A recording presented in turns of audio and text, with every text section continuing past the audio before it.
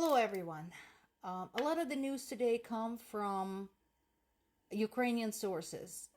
I think, like a lot of people, Ukrainians, Ukrainian Americans, people who support Ukraine, the news sources are waiting for U.S. Congress to get off its ass and do something. So yeah, I think that's the holdup. Meanwhile, the war doesn't stand still, it continues. One of the things that Ukraine's President Zelensky had talked about recently was not just the fact that Ukrainian troops cannot hold the front line indefinitely without any help, but also what would really be effective in creating a really good pushback to the Russians. So here's what we're dealing with right now, and you can see for yourself. There is some pluses and minuses there. We, on one hand, need ammo and other supplies for existing equipment. We have had some devastating strikes to Ukraine's infrastructure. And Putin had just signed another decree to conscript 150,000 more soldiers into the Russian army. Again, this is typical Russian strategy of throwing bodies at the front line, until they crush their opponent. And I hope I don't have to explain why that cannot be allowed to happen.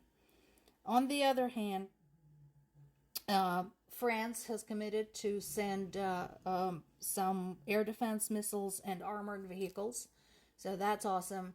And Russia continues to be extremely reluctant about going back into the Black Sea because Ukraine had sunk a whole bunch of ships there. Now, here's what Zelensky is asking for. And this has been a holdup, and it's kind of unconscionable. So what he's asking for is the long-range army tactical missile systems. And so far, the answer from Ukraine's allies has been pretty lame. They're saying, oh, but we're so afraid that you might use those to, fire into Russia and, and attack Russian civilians. And my answer to that, grow up. Really? We have a really solid record of this war at this point. And so far, most of the civilian murdering has been done by Russia. So, come on. And once again, you know what? You want to go back and look at the history of World War II? Does the word Dresden mean anything to you? Yeah, go look that up. Go look at bombing of Dresden. Yeah. Again, when you have an enemy who is threatening global order, global peace, global economy, global democracy, you really need to figure out whose side you're on. Because at this point, yes, we are absolutely 100% picking sides. Another big discussion, of course, and this is something that we have brought up before, is that of the drone production. We talked extensively about the game of drones. It has been absolutely essential to Ukraine's ability just to hold on. And again, at this point, this is something that ordinary civilians can pitch in and help with. So I have a suspicion that there's going to be a lot of this, a lot of homemade military assistance is going to come into play. And here's some other things to consider about Russia. So, remember we talked about last week how U.S. intelligence had information about the potential terrorist attack against Russia. And like decent people, they passed on this information to Russian government. only to be dismissed. Well, apparently, Iran also had some information on the subject and also passed it on to Russia and was also dismissed. And maybe Iran will now think twice before being Russia's ally. I'm just saying.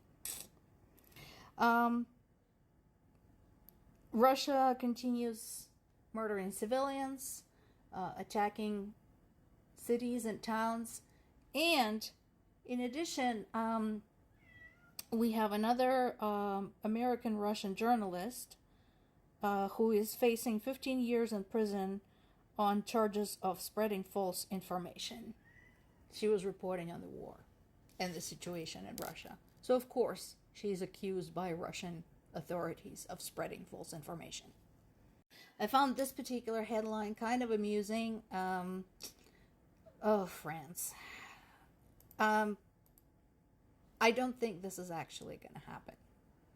I mean, it would be awesome if it did, but I don't think China is going to turn its back on Russia anytime soon. I just don't. I just don't see how that's going to happen. You know, and it would be awesome. It really would be so cool and so awesome if it happened. If China, whatever selfish motives move it, if China realized that it has a lot to lose if it continues supporting Russia. But again, so very unlikely.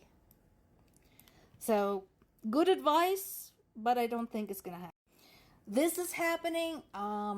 So far, I could only find information about this particular series of attacks in sort of middle of the ground sources. So I'm waiting on more details about this. Would like to know more about this, definitely. And then there is this. Like we didn't have already enough evidence of genocide. I mean, we all know it's happening. We already had, plenty of evidence from other regions. But in this particular case, this is Kiev authorities investigating what has happened in the Kiev region. I don't think there is anything doubtful about it.